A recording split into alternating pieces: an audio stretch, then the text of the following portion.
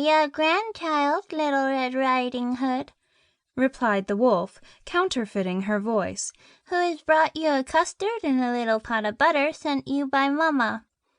The good grandmother, who was in bed because she was somewhat ill, cried out, "Pull the bobbin and the latch will go up." The wolf pulled the bobbin, and the door opened, and then presently he fell upon the good woman and ate her up in a moment, for it was above 3 days that he had not touched a bit. He then shut the door and went into the grandmother's bed, expecting Little Red Riding Hood, who came some time afterward and knocked at the door. Tap, tap. "Who's there?"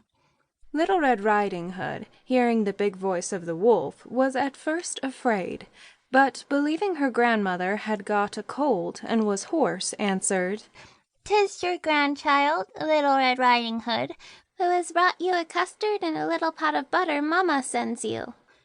The wolf cried out to her, softening his voice as much as he could, "Pull the bobbin and the latch will go up." Little Red Riding Hood pulled the bobbin, and the door opened. The wolf, seeing her come in, said to her, hiding himself under the bedclothes, "Put the custard and the little pot of butter upon the stool, and come and lie down with me."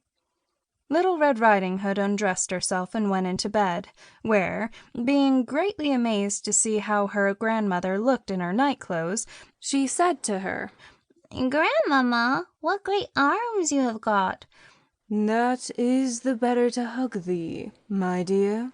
"Grandmamma, what great legs you have got!" "That is to run the better, my child." "Grandmamma, what great ears you have got!" "That is to hear the better, my child." "Grandmamma, what great eyes you have got!" "It is to see the better, my child." "Grandmamma, what great teeth you have got!" "That is to eat thee up." And, saying these words, this wicked wolf fell upon Little Red Riding Hood, and ate her all up.